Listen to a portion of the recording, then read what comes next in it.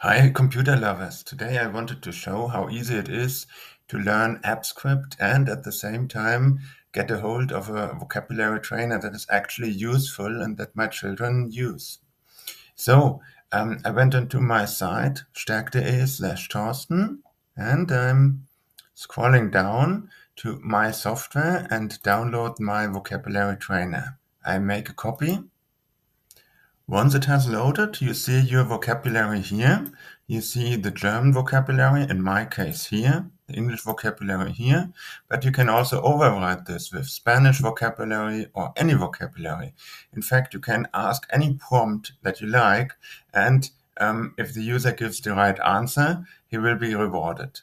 My vocabulary trainer is called VocTrain. This is why I chose a locomotive as its icon. And when you click on the locomotive, the training will start. An authorization is required.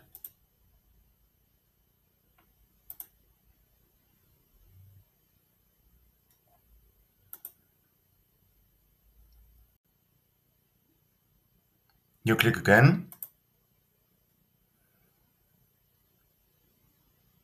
Now you see the vocabularies. Here we have Ich habe, which is German for I have. And I get a compliment because I have correctly answered this question. Now the next request is Du hast, which is you have. But let's make a mistake to see if that gets detected. And yes, it gets detected and I get corrected. And the final question here, I want to show you that you can also abort this by pressing escape. If I had not pressed escape, I would get summary how well I performed. And if you now want to have a look at the code, you click on Extensions, AppScript, and you see the code. What I want to remark here is that there's one function on open which adds a menu item. Let's look where it is. Under Extensions, you find VocTrain, and there you find Start Vocabulary Trace. So this is an alternative to clicking onto the locomotive. The next thing I want to remark is that these are only 124 lines of code. Did I count them correct? No, it's 123. And I find this fascinating that this is possible in so few lines of code. I mean, imagine what all happens. First of all, when I start the training, there will be a blank page, so I do not see the vocabularies any longer. Then there will be a separate page where I assign random values to each variable and then sort by a random value. This way, it's possible that you get trained the vocabulary in random order. Then after I do this, I use a for loop to go over all rows and over all vocabulary and ask this vocabulary and compare it with the right answer.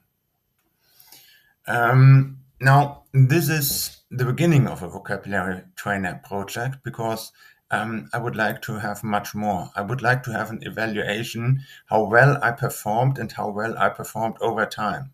I have started with this already.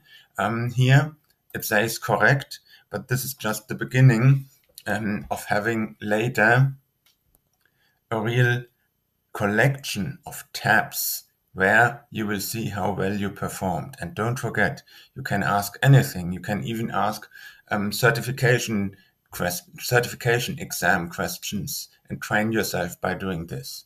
And of course, I'm very open for code contributions. So if you want to help with this, I showed you how to download it. You can continue to develop it on your own. And you can also send me proposals you can also get in contact with me quite generally, and we can exchange on how to improving this vocabulary trainer even more. It's my hobby, not my job. So one side effect of this vocabulary trainer, as I said, is that you learn AppScript, and this is now my last remark on this. Let's look here. We have an object which is called Spreadsheet App. And from this, you can get the UI, and with the UI, you can do then certain things like displaying an alert, or you can get the active spreadsheet, delete a sheet, create a new sheet, sort a sheet, all that stuff. Feel free to dig in. I would love to hear from you that you learned AppScript because you looked at my vocabulary trainer. Thank you.